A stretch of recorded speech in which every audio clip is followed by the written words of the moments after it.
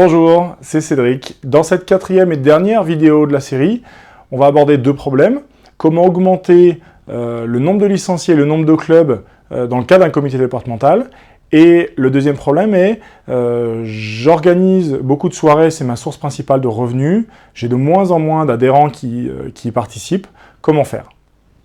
Alors pour répondre à la première question, on va d'abord s'attaquer à comment faire grandir les clubs déjà qui existent, et ensuite on verra comment créer plus de clubs. Pour faire grandir les clubs qui existent, pour les remplir si vous voulez en termes de nombre de licenciés, vous allez devoir vous référer à la méthode grandir, notamment ce qui concerne l'analyse de la demande de pratique. Vous devez savoir ce qu'ont envie de faire les gens qui sont déjà dans le club, et ceux qui n'y sont pas encore, qui sont à l'extérieur. Vous devez bien comprendre que aujourd'hui, seulement 8% des gens qui font du sport, donc sur tous les gens qui font du sport en France, seulement 8% de l'ensemble de ces gens-là font du sport de compétition en club. Ça veut dire que 92% des gens qui font du sport font non seulement, ils font pas de la compétition, mais pour quasiment la moitié d'entre eux ne sont même pas dans les clubs. Cette capacité, ce potentiel d'augmentation de licenciés peut être atteint et peut être touché en diversifiant vos offres de pratique. C'est un sujet qu'on a déjà vu.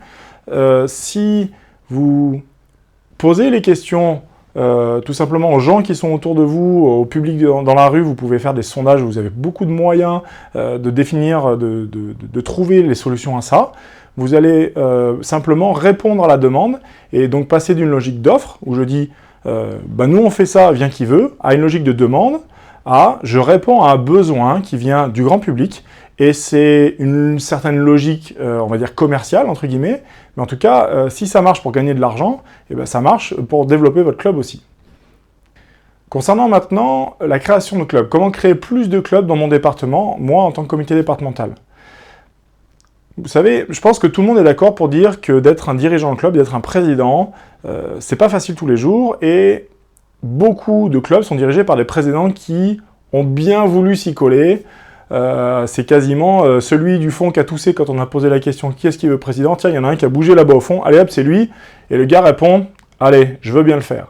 Et puis il fait ça 2 ans, et puis après il n'en peut plus, parce que c'était pas son envie, c'était pas sa vocation, il n'a jamais été formé pour ça, et tout le monde se rend bien compte que diriger un club, ça demande un certain nombre de compétences. Et pour bien faire ça, et pour pas que ça soit une galère, il va falloir acquérir des compétences, se former. Donc, en l'état, tous les présidents qui se sont retrouvés à ces postes-là, un petit peu comme je l'ai expliqué, ne donnent envie à personne de prendre leur place. Il faut donc que le bénévolat devienne un plaisir et un loisir plaisant pour les bénévoles et les dirigeants qui sont déjà en place.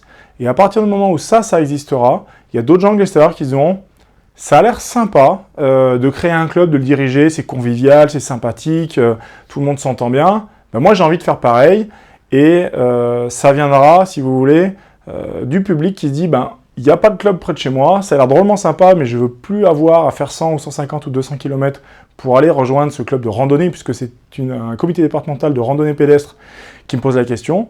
Je vais créer un club de mon côté, et nous aussi, on va en faire quelque chose de sympa.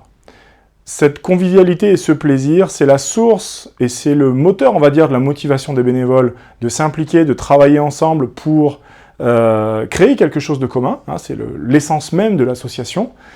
Si les structures qui existent déjà sont en souffrance, où les dirigeants peinent parce qu'ils font tout à 3 et que personne ne s'implique, etc., comme ce qu'on connaît tous, ça donnera envie à personne. Il faut donc reprendre le bénévolat et revenir à l'essence même de l'implication, de la motivation. Et là encore, les dirigeants qui existent, qui sont déjà en place, si on ne leur a pas expliqué comment motiver des bénévoles, ils ne peuvent pas l'inventer. Ou alors, s'ils doivent l'inventer, ça va leur prendre 2 ou 3 ans à passer tout leur temps et leur énergie à faire ça. Là encore, reportez-vous à la méthode grandir. Si vous ne savez pas où trouver le détail de cette méthode, inscrivez-vous sur le site optimeconseil.com et notez votre prénom et votre mail pour recevoir les 2 vidéos. La première vous expliquera les problèmes que vous connaissez et pourquoi vous avez ces problèmes-là. Et puis la deuxième vidéo vous expliquera en détail toutes les étapes de la méthode grandir, du G jusqu'au R, et à l'intérieur duquel vous avez la lettre I qui concerne l'implication des bénévoles et tous ces moyens que vous avez pour motiver les gens à collaborer et que le bénévolat soit un plaisir et pas une contrainte. Pour répondre à la deuxième question, la deuxième problématique, où les soirées sont désertées, les soirées festives sont désertées par les adhérents, là, en l'occurrence, le club qui me posait la question, il se trouve que c'est sa ressource principale financière pour son fonctionnement. Si il y a moins de gens qui viennent aux soirées, c'est qu'ils n'y trouvent plus leur compte. Simplement, est-ce qu'ils rentrent dans une routine, ou est-ce que les choses ont changé, et ce qui a changé, ça ne leur convient pas? Enfin bon, bref. Vous devez bien vous rendre compte que même si c'est coûteux, à partir du moment où ça plaît, ça fonctionne. Regardez toutes les factures de téléphone portable ou d'internet qu'on a, c'est des choses qu'on n'avait pas, des dépenses qu'on n'avait pas avant. Et aujourd'hui, ben, ça nous intéresse, c'est un service dont on a envie. Eh bien, on paye 30 € par mois pour l'internet et 50 à 80 € par mois pour le téléphone. C'est des choses qu'on ne dépensait pas avant et aujourd'hui, ben, à la limite, on est presque bien content de dépenser cet argent parce qu'on y trouve notre compte. Donc ben là, c'est pareil. À partir du moment où vous répondez à l'envie, à la demande, aux attentes des gens, même si l'entrée elle est à 10 ou à 15 € sur vos soirées, eh bien, les gens viendront. Il y aura toujours une partie, bien sûr, qui ne viendra pas à cause du prix, mais ça reste une minorité, et vous avez tous les gens que vous pouvez convertir de je viens pas à je viens. Tous ces gens-là seront intéressés par une offre qui les concerne. Et comment trouver cette offre de soirée qui concerne les adhérents de votre club? Et bien là encore, comme je le disais tout à l'heure, il faut poser la question aux gens. Donc ce que je vous propose de faire, c'est créer un mini questionnaire de 5-6 questions, c'est pas la peine d'en faire plus, dans lequel vous poserez différentes questions sur le club, sur comment la saison vient de se dérouler, ce qui vous plaît pas, ce qui manque dans le club, ça vous permet de faire un petit état des lieux. Et à l'intérieur de ce questionnaire, vous posez la question, quel type de soirée vous aimeriez voir organisée par le club?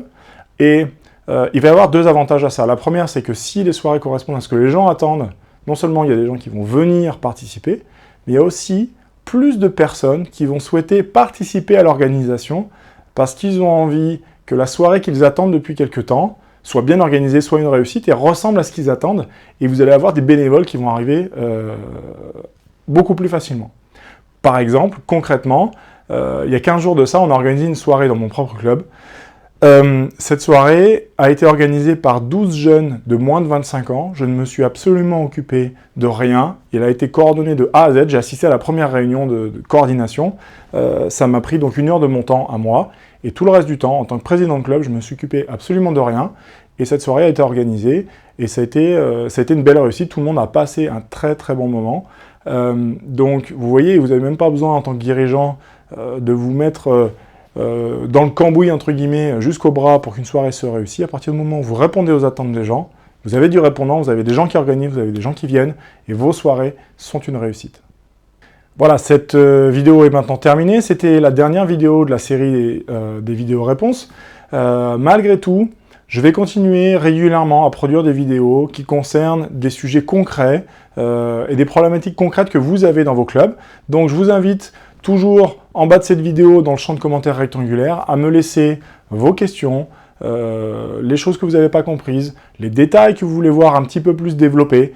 Et puis ben écoutez, même si vous avez des commentaires positifs ou négatifs, si vous avez des résultats concrets dans vos clubs suite à des conseils que vous avez pu obtenir ici à droite, à gauche, sur le site, sur le blog, et que vous avez des résultats dans votre club, eh bien écoutez, dites-le moi, ça me ferait très plaisir de savoir que tout ça vous aura été utile finalement, et que bah, ça va me donner envie de continuer à vous aider sur des vidéos gratuites comme cette série-là. Je vous dis à très bientôt.